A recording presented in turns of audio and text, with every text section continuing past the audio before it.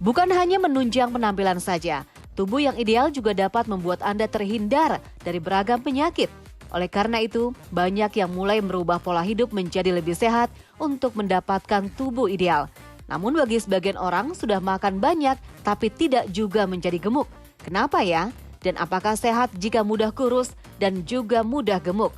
Profesor Arif Fahrialsyam akan menjawabnya untuk Anda, pemirsa Hidup Sehat Plus. Kalau kita bicara soal kenapa seseorang itu menjadi gemuk, ya pertama adalah bahwa memang asupan makannya itu lebih banyak daripada gerak yang dilakukan. Jadi orang gemuk itu memang cenderung misalnya dia konsumsi makan yang berlebih-lebihan, kemudian kurang bergerak.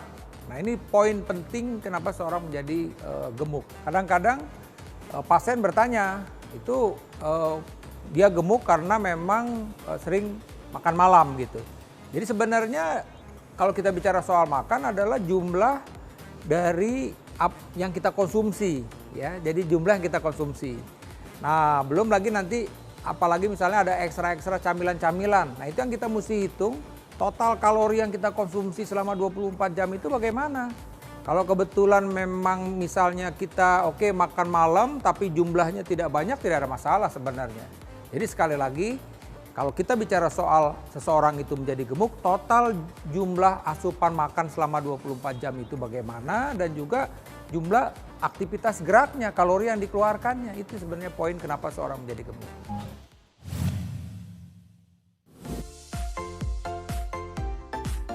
Memiliki tubuh sehat dan ideal memang menjadi keinginan setiap orang dikarenakan dapat membantu menunjang penampilan. Namun, justru ada orang yang sudah makan banyak tapi sulit untuk gemuk. Apa ya penyebabnya? Ini memang sering ya menjadi pertanyaan ya. Pasien-pasien yang datang berkonsultasi, dia bilang dia ingin naik berat badan padahal makannya sudah banyak. Nah, biasanya dokter akan memastikan dulu apakah memang ada yang kita bilang suatu keadaan di mana maldigesti. Maksudnya bagaimana? Jadi sebenarnya dia konsumsi makanannya baik, tapi penyerapannya tidak baik. Akhirnya memang tidak efisien apa yang dikonsumsi tersebut. Nah, biasanya kondisi ini bisa kita lihat dari pemeriksaan kotoran, misalnya feses, dan kalau terbukti memang dia ada masalah dengan enzim, kita akan lakukan pemberian suplementasi enzim. Ada lagi penyakit-penyakit yang memang pada orang-orang tertentu sebenarnya dia makannya cukup banyak, tapi karena metabolisme yang meningkat karena sesuatu gangguan pada hormon sehingga dia tetap kurus. Jadi sekali lagi ketika ada permasalahan kesehatan seperti dia memang kok kurus saja begitu, maka harusnya dicari penyebabnya kenapa kok dia kurus padahal dia merasa bahwa konsumsi makannya sudah cukup.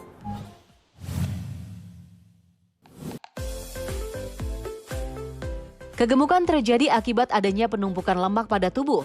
Namun sebagian orang justru beranggapan kalau tubuhnya yang gemuk akibat memiliki tulang yang besar.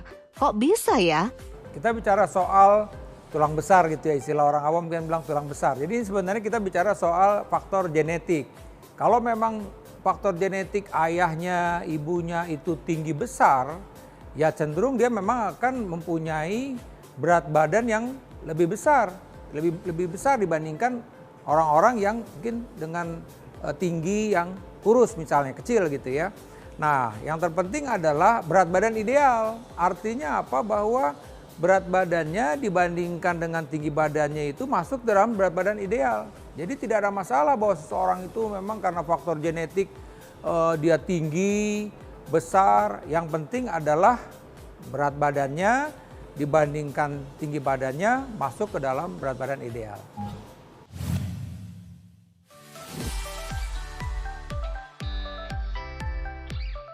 Menjaga berat badan ideal dapat membantu menjaga kesehatan tubuh dan terhindar dari beragam penyakit. Namun bagaimana ya jika seseorang justru mudah kurus dan mudah mengalami kenaikan berat badan? Apakah aman bagi kesehatan? Ya, terus terang saja ketika orang itu tiba-tiba gampang kurus, kemudian tiba-tiba gampang gemuk, ini adalah sesuatu yang sebenarnya tidak sehat. Ya, kenapa? Karena kita mesti lihat nih, oke lah, karena memang mungkin dia paksa untuk misalnya menjaga berat badannya ya, untuk dia agar mau berat badannya lebih slim, lebih kurus, maka dia mengurangi konsumsi makannya, begitu banyak aktivitas. Nah setelah kurus dia tidak mempertahankan kondisi itu dan tiba-tiba gemuk lagi. Nah ini tentu kondisi yang tidak ideal ketika tiba-tiba kurus, kemudian kembali lagi gemuk dan kembali lagi dia kurus.